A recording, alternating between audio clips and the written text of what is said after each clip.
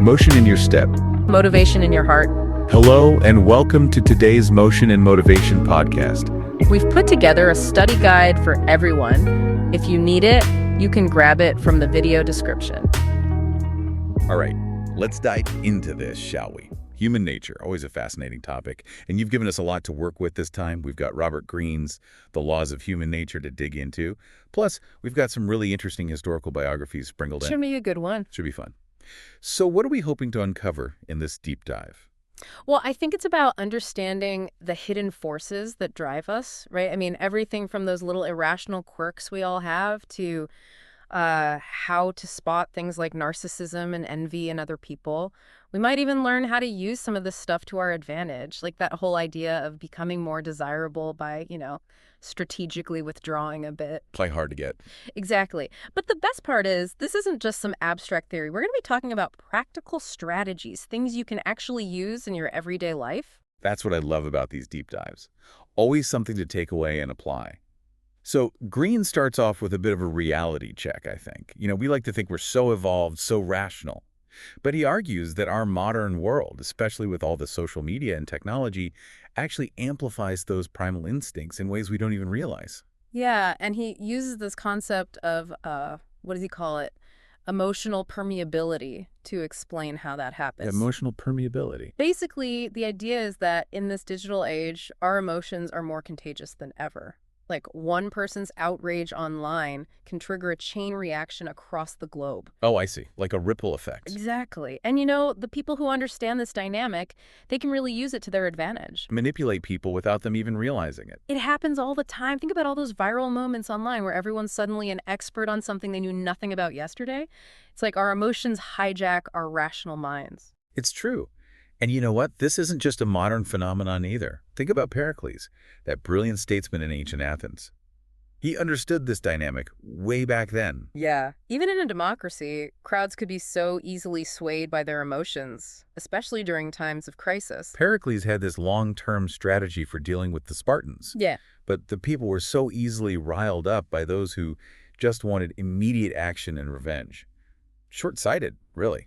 And that kind of irrationality, whether it's in ancient Athens or in our modern world, can lead to some really bad decisions, both personally and on a larger scale. For sure. And Greene actually makes a really interesting connection between that ancient example and something very modern, the 2008 financial crash. Oh, yeah, that's a good one. How does he tie those two together? Well, think about it. Even the smartest people in finance, the ones who work with numbers and logic all day long, they got caught up in the lure of easy money. They're only human, I guess. Exactly. It just goes to show that rationality isn't something we're born with. It's a skill, something we have to cultivate and practice, like a muscle.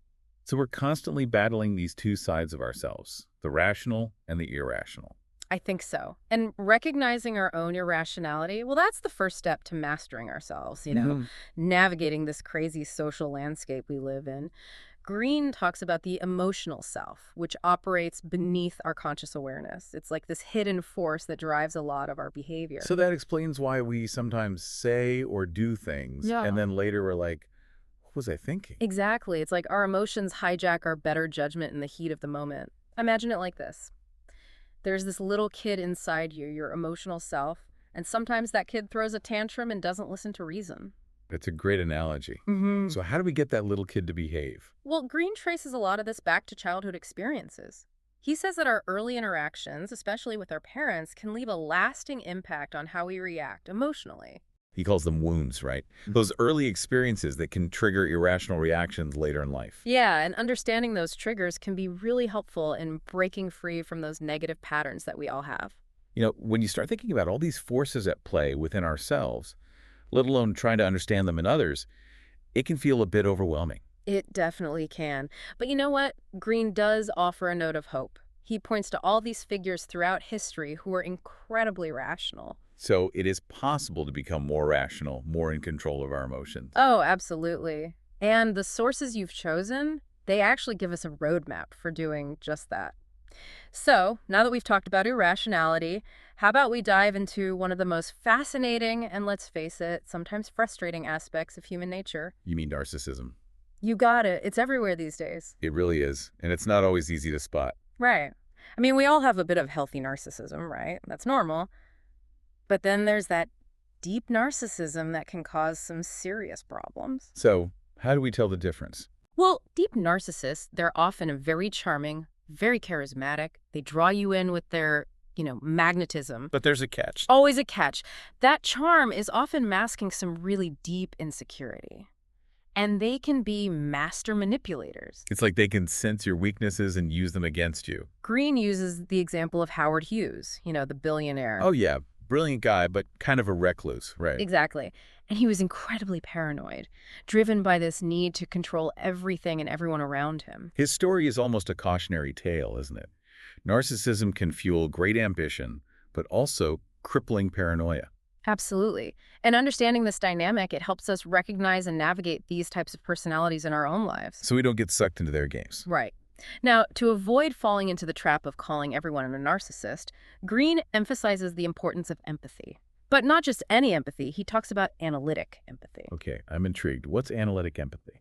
Well, it's not about feeling all warm and fuzzy towards someone. It's about really trying to understand their perspective, their motivations, even if you don't agree with them. Those seeing the world through their eyes, even if their viewpoint clashes with our own. Exactly. It's a really powerful tool, especially when you're dealing with people who are very different from you. Makes sense. Speaking of judging others, Green's analysis of Stalin, the Soviet dictator, is pretty chilling. He was a master manipulator. Oh, absolutely. And his rise to power is a classic example of how deep narcissists, with their ability to sense other people's weaknesses and exploit them, can gain immense influence. It's a very different kind of empathy than the analytical kind we were just talking about. Right. So understanding narcissism is not about demonizing people. It's about protecting ourselves from those who might be trying to manipulate us. All right, let's switch gears for a minute.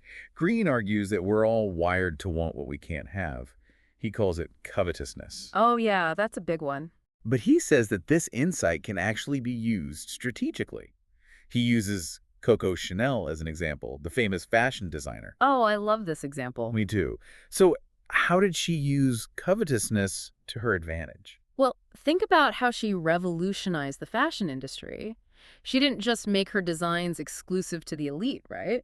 She made them somewhat accessible to a wider audience. So it was like, you can have this, but it's going to cost you. Yeah. And by defying those norms, by making her creations desirable but not completely out of reach, she tapped into that human desire for what we can't quite have. Brilliant strategy. It's fascinating how a deep understanding of human nature can be used to achieve success. But of course, there's a flip side to this, right? What happens when that covetousness leads us down the wrong path? Oh, there are so many examples. Think about the South Sea Bubble, that financial scheme back in the 18th century. Oh, right. Everyone got caught up in the frenzy, thinking they could get rich quick. And it all came crashing down, of course. People lost everything. Classic case of, if it sounds too good to be true, it probably is. Understanding the law of covetousness, it can help us avoid falling into those kinds of traps. Absolutely. It's about recognizing when our emotions, especially that desire for something we don't have, are clouding our judgment. So we can make more rational decisions. Exactly. Now, speaking of achieving goals, Green has this interesting take on Lyndon B. Johnson, the U.S. president. LBJ, yeah, he was a very ambitious guy, right. Incredibly ambitious. But he also mastered the art of, putting the focus on others to gain influence. It sounds counterintuitive, but it obviously worked for him. It did.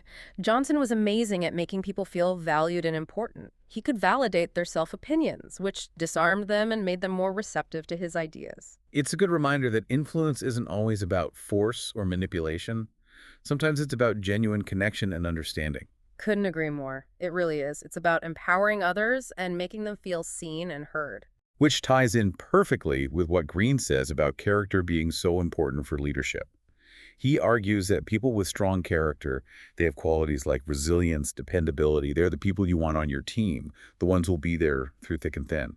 And then he contrasts that with people who have weaker character. They tend to blame others, avoid responsibility, and they don't really learn from their mistakes. It's almost like they're sabotaging themselves. Exactly. And it makes you think about the people you surround yourself with. Right. Are they lifting you up or are they holding you back?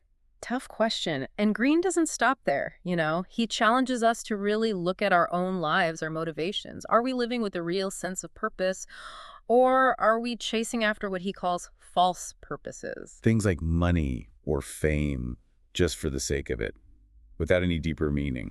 Right, those external validations, they can be traps. They can leave you feeling empty. So how do we figure out what our true purpose is? What really matters? Well, Green talks about recognizing those false purposes, both in ourselves and in others. Makes sense. So who does he use as an example of someone who lived a life driven by purpose? Well, he talks about Anton Chekhov, the writer and humanitarian. Chekhov had a really tough childhood, but he overcame those challenges and really made a difference in the world. His stories are incredible. What a legacy. He really found meaning in helping others, using his writing to explore the human condition. What a great example of living a life of purpose. Absolutely.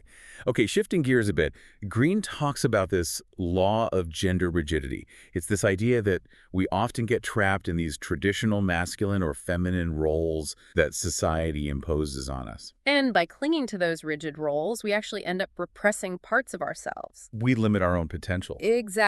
Our thinking becomes more rigid, our behavior less adaptable, and our relationships suffer because we're projecting our own issues onto others. So how do we break free from these limiting roles? Green says we need to reconnect with those lost masculine or feminine traits that we've pushed aside. He uses Katerina Sforza as an example. Remind me, who was Katerina Sforza? She was this Renaissance countess who totally defied gender norms. She became a powerful leader respected by everyone. She embraced both her strength and her vulnerability. Showing that those qualities aren't mutually exclusive. Exactly. And that's really the key, finding that balance within ourselves. It challenges us to rethink those old ideas about what it means to be masculine or feminine. For sure. Okay, I know Green doesn't shy away from the darker side of human nature, so let's talk about his law of aggression. It feels a bit intense, but also very relevant to how we navigate the world. Yeah, it's definitely there, lurking beneath the surface. He makes the point that under all the politeness, all the social norms, we're all dealing with frustrations, this desire to exert influence and gain power. And when those desires are blocked, well, we can get aggressive. Sometimes in obvious ways, sometimes more subtly. He talks about the aggressor's trap, right? Where the more power someone gets, the more vulnerable they feel, and the more likely they are to lash out. It's a vicious cycle. And recognizing those signs of chronic aggression in ourselves and others, it can help us break free. So we don't become the aggressors ourselves. Exactly. And then there's passive aggression, which can be even harder to deal with. Oh yeah, passive aggression is like a silent weapon. It's all about expressing our will or frustration indirectly, often through manipulation or guilt trips. It can really damage relationships. Green outlines some common strategies that passive-aggressive people use, like playing the victim to get sympathy. Or using guilt and blame shifting to make you doubt yourself. It's important to be aware of those tactics so we can set healthy boundaries and protect ourselves. For sure. Now, Green also talks about managing our own anger. Which is something we all struggle with from time to time. He says anger can be a powerful motivator, but it needs to be channeled in a healthy way. It's about using that energy to fuel positive action rather than letting it consume us. So who's an example of someone who didn't manage their anger very well? Well, he talks about King Louis the Success during the French Revolution. Louis was totally paralyzed by fear and indecision. Which ultimately led to his downfall. Right, he just couldn't handle the pressure. It's a cautionary tale about the dangers of letting fear control you. So who's a good example of someone who managed their anger effectively? Green points to Georges Danton, another key figure in the French Revolution.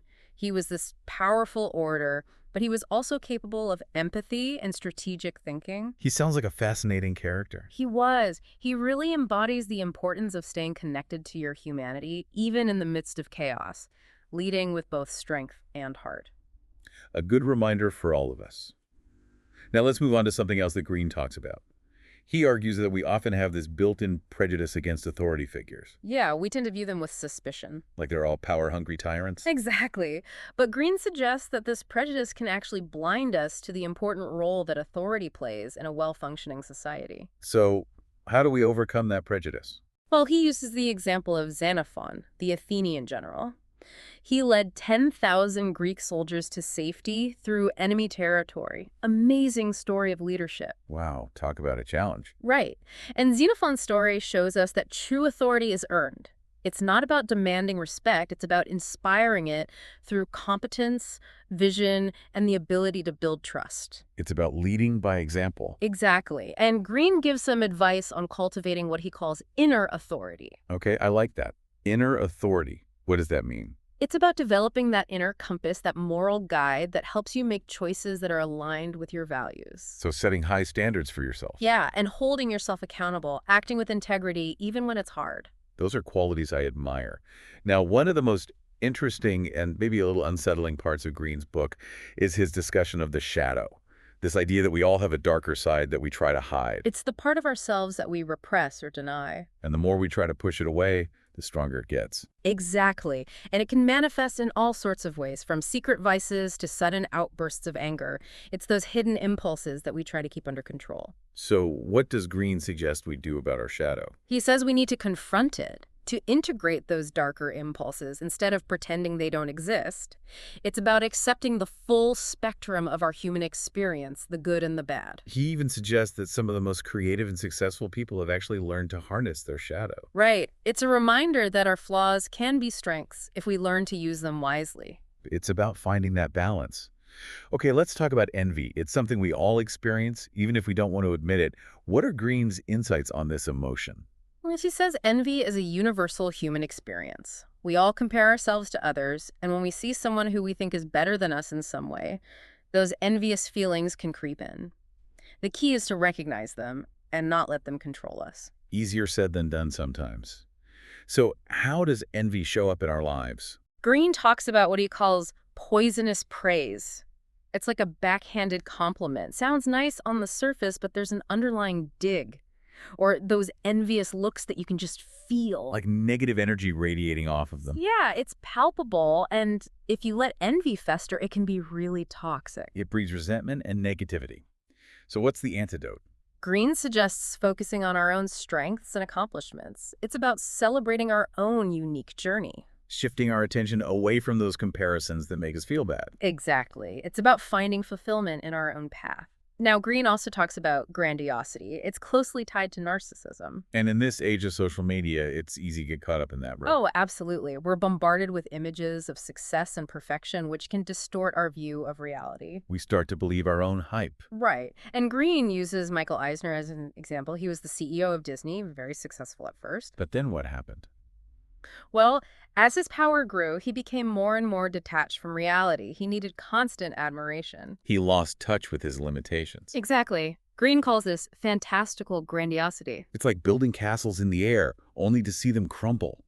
But Green also talks about practical grandiosity, channeling that ambition in a more grounded way.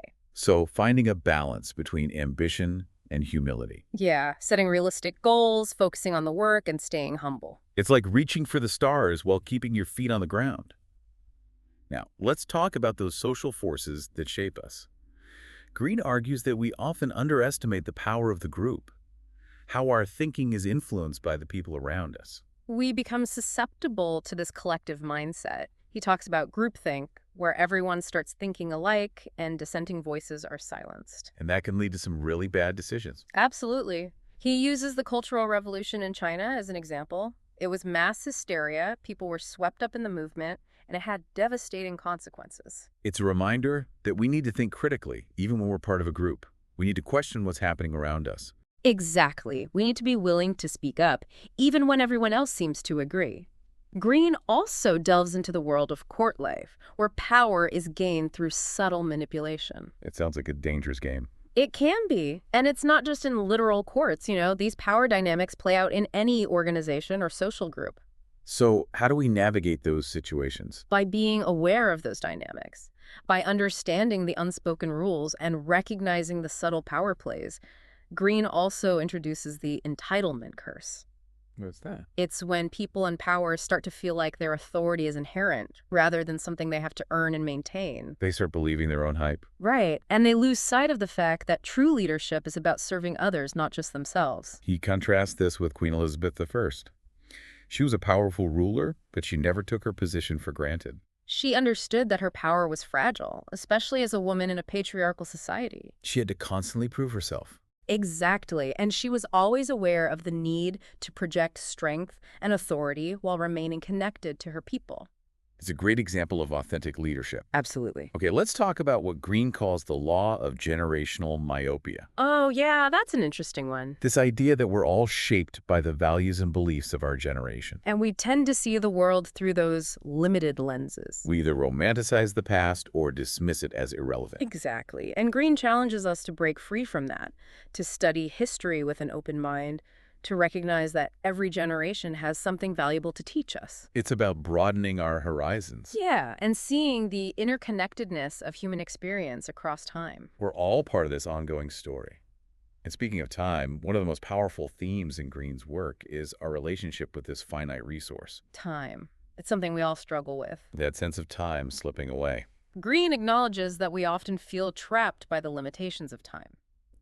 But he also suggests that we have more power over our experience of time than we realize. It's easy to get so caught up in the day-to-day that we forget to savor the present moment. He uses Flannery O'Connor as an example. She was an American writer who lived with a chronic illness.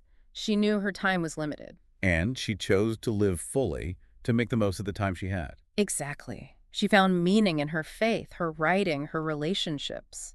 It's a reminder that we can choose to embrace the present moment, to find joy in the midst of adversity. To make the most of the time we have. It's a powerful message, isn't it? Living fully, even when we face challenges. It really is. Yeah. And, it reminds me of something else we talked about earlier, how easily we can get swept up in the energy of a group, sometimes to the point where we lose sight of our own values. Ah, yes. The dangers of groupthink. Green's term for it. It's so easy to get caught up in that collective mindset, that need to fit in and conform. We silence that inner voice of dissent, even when we know something isn't quite right. And history's full of examples of how that can go wrong, right? Right. The Cultural Revolution in China, that's a pretty chilling example of how groupthink can lead to, well, mass hysteria, even violence. It's frightening how quickly things can spiral out of control when people abandon their individual sense of reason and morality. It's like they become swept up in this collective delusion. And the consequences can be devastating. It's a reminder that we need to cultivate that inner strength, that ability to think for ourselves, even when it's uncomfortable or when everyone else seems to be going along with something we know is wrong. It takes courage to stand apart from the crowd, to hold on to your own values, especially when the pressure to conform is so strong. You need a strong moral compass to navigate those waters. And speaking of navigating tricky situations, remember Green's insights on court life, those power dynamics. Oh, yes. The court, that's a whole other level of social complexity. It's like a constant game of chess, isn't it? Where every move is calculated, every word carefully chosen. It's like learning a secret language, decoding the hidden messages and the unspoken rules. And you know what? It's not just limited to those royal courts of the past, is it? Not at all. Oh. These same dynamics play out in modern workplaces, in social circles, even within families. It's all about understanding those subtle power plays and how to respond in a way that protects your own interests. It's like having X-ray vision. You can see through the surface and understand the motivations behind people's actions. Exactly. Now, on the topic of power, remember the entitlement curse that Green warns us about. The one where people in positions of power start to believe they're inherently superior. Right. They think they deserve special treatment just because of their status. They forget that true leadership is about service. They lose touch with reality. He uses Queen Elizabeth I as a counterexample. She never took her power for granted. Especially as a woman ruling in a time when men held most of the power. Right. She had to constantly prove herself. She worked tirelessly to earn the trust and loyalty of her people. It's a powerful reminder that leadership is about responsibility and humility. Not about self-importance or entitlement. Okay, let's shift gears again. Remember generational myopia. Ah, yes. The idea that we're all shaped by the values and beliefs of our generation. We see the world through those limited lenses, and it's easy to get stuck there. We either romanticize the past or dismiss it completely, instead of engaging with it in a thoughtful way. Like every generation thinks they've got it all figured out. Green encourages us to break free from that, to study history with an open mind, to see what we can learn from those who came before us. To see the connections between the past, the present, and the future. Exactly. It's about expanding our perspective, understanding the larger cycles of history. And recognizing that we're all part of this ongoing human story. Uh-huh. Now let's talk about one of the most profound themes in Green's work, time. Ah, yes. Yeah. Time, that elusive and precious resource. It's something we all grapple with, right? That feeling of time slipping away, of not having enough time to do all the things we want to do. We feel trapped by its limitations. The relentless march towards aging, towards the end. Green acknowledges that struggle, but he also suggests that we have more control over our experience of time than we might think. So what's the key? It's about shifting our perspective, focusing on the present moment, finding joy in the simple things. Remember the story of Flannery O'Connor, the writer? The one who was chronically ill. Yes. She knew her time was limited, but she chose to live fully. She found meaning in her writing, her relationships, her faith. She didn't let her illness define her. Exactly. She embraced the present moment and made the most of the time she had. It's a powerful reminder that we all have a choice. We can choose to focus on our limitations, or we can choose to embrace life fully, even in the face of challenges. That's a beautiful way to put it. Well, this has been an incredible journey, wouldn't you say? We've covered so much ground, those primal instincts we all share, those social forces that shape our lives. It's fascinating and a little bit daunting, all at the same time. It is. But the good news is that by understanding these forces, by recognizing the patterns of human behavior, we can navigate the world with more clarity, with more compassion. We can make better choices, build stronger relationships, and live more meaningful lives. Absolutely. And remember, this is just the beginning. Keep exploring these ideas, keep asking questions, and keep applying these insights to your own life. It's a lifelong journey of discovery and growth. Thanks for joining us on this deep dive into the fascinating world of human nature. If you enjoyed this video, don't forget to hit the like button and subscribe. That way you won't miss any of our updates. Also, if you think this video could help others, please share it with them. Thanks for watching and for your support.